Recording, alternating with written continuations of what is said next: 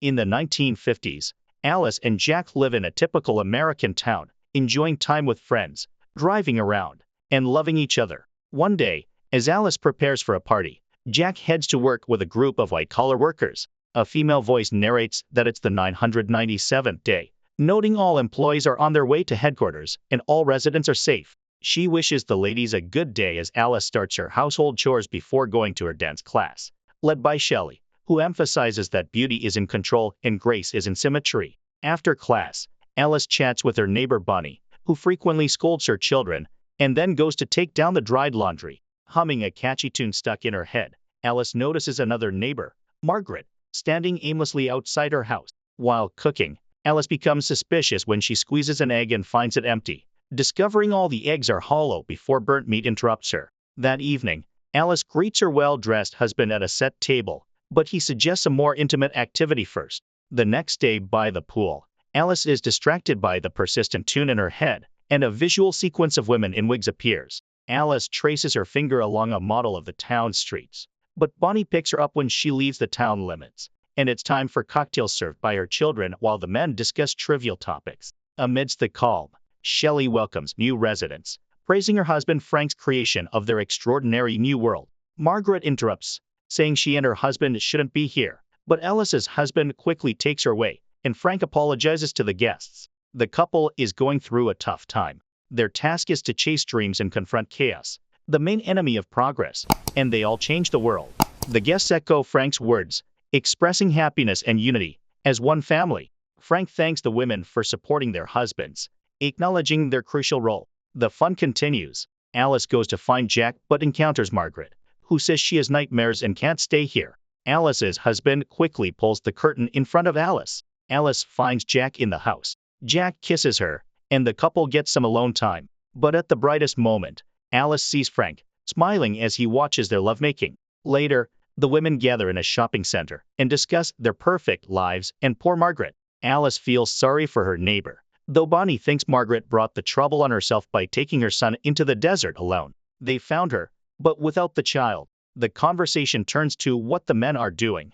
No one knows for sure, but it's rumored they are making weapons. Bonnie cuts in, saying that's not their business and that women also work, creating comfort. At night, Alice has a nightmare. In the morning, as usual, she sees her husband off to work and starts her household chores. Then she goes on a trip, being the only one left on the trolley bus, saying she just wants to ride. Suddenly, she sees a plane flying towards the mountains, and then it crashes. Alice yells to the driver, but he doesn't understand her urgency. She urges him to help the victims, but he stays on his route and cannot deviate. Alice jumps out of the trolley bus and runs towards the mountains. She walks a long way through the desert, reaches a road, and climbs a high mountaintop by a strange dome. She approaches closer and stops at a mirrored glass. Around her, there's no one, only a reflection.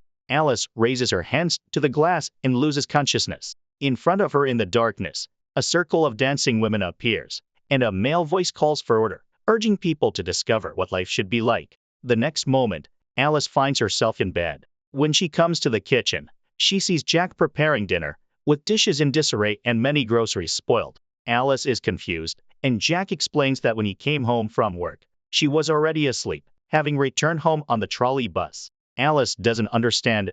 Did the driver come back for her? Jack looks at her uncomprehendingly. Alice decides it must have been a dream. The next morning, everything goes as usual. Alice sends her husband off and starts cleaning the window glass. But suddenly it seems to move, pressing her against the wall and making her gasp for air. The next moment, the phone rings, and Alice is completely free. Margaret's voice on the phone urges her to get out, insisting she saw everything herself. Alice again sees dancing women, now herself and her friends. Suddenly, instead of her own reflection, Margaret appears, approaching the mirror from the other side and banging her head against the surface. Alice screams and comes to. She runs home and sees Margaret on the roof of her house. Turning to Alice, Margaret cuts her own throat and falls. Alice screams in horror as employees arrive and carry away Margaret's body. In the evening, Alice tries to explain to Jack, but he doesn't believe her. He says Margaret is in the hospital and accidentally cut herself while washing windows. Alice feels guilty because Margaret asked for help. What is happening around them? She asks Jack about his project, but he cannot talk about it and asks her to stop being hysterical, which could ruin everything. That night, Alice watches an advertisement for their town and catches herself thinking it feels like she is floundering in a pool from which it is impossible to swim out. In the morning, Alice is cooking and suddenly starts wrapping her head with cling film. She seems to be trying to bring herself to her senses, but even the suffocation doesn't help, and she tears off the film. The arriving doctor assures her that it's just nervous strain from witnessing Margaret's fall. Alice insists that her neighbor slit her own throat. The doctor suggests prescribing pills, but Jack refuses, saying they will cope. The doctor assures them that Margaret will soon recover and return home. He leaves, forgetting his briefcase, from which Alice manages to pull out a folder with Margaret's personal file. But the text is smeared and unreadable. Alice burns the folder. She drinks alcohol and again sees dancing women. Then she finds herself in the bathroom. Jack is unhappy, saying they will be late, and brings her a dress. He asks Alice to think about having a child, promising a wonderful evening ahead. The couple arrives at a restaurant where all the town's residents are gathered.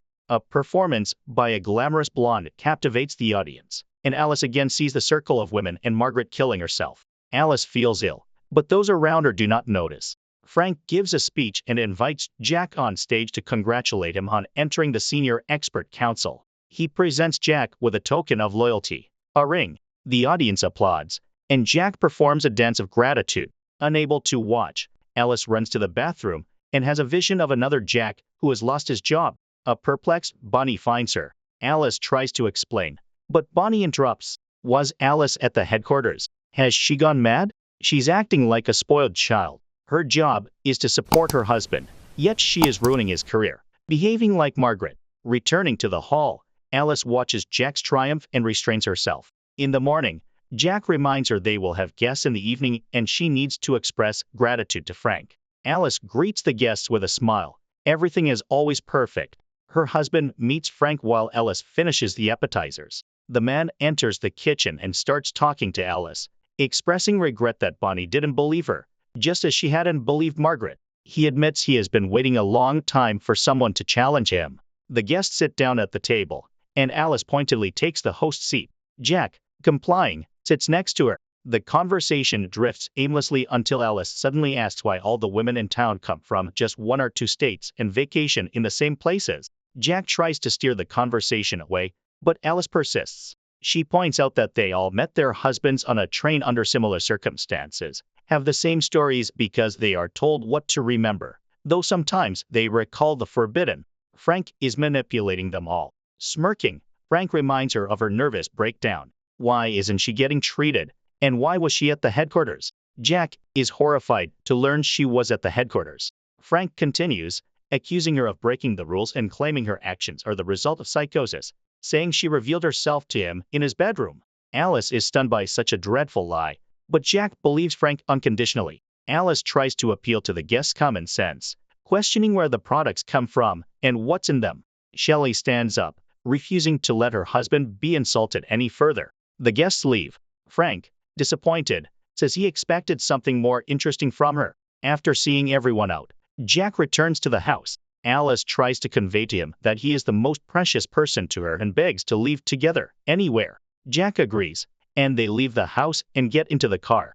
Jack apologizes to Alice, but in the next moment, employees pull her out of the car and carry her into the darkness. Alice finds herself on an operating table with visions of her husband passing by. A doctor in a mask leans over her, and she recognizes herself. In the next moment, Dr. Alice finishes the operation and goes home, where her unemployed husband meets her. He hasn't prepared dinner because he didn't know what she would want. There's also no hot water. Alice is very tired after standing at the operating table for 30 hours, so she denies her husband intimacy. He sits at the monitor and listens to an advertisement for a new simulation. And again, it's a sunny morning in Paradise Town. Alice returns to her surroundings, where an enthusiastic Bonnie meets her and shares the latest news. Alice hugs her children, not noticing her friend's worried look. Her husband goes to work. Alice does household chores, dances, and swims. She meets her husband, taking the roast out of the oven while Jack picks a record,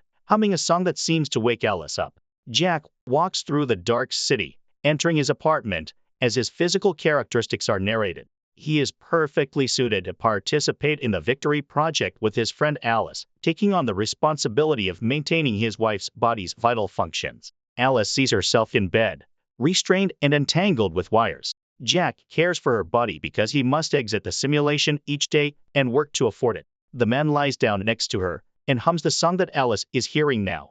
She realizes he has deprived her of real life, but he did this to save her from constant work. Frank created this world so they could live as they wanted.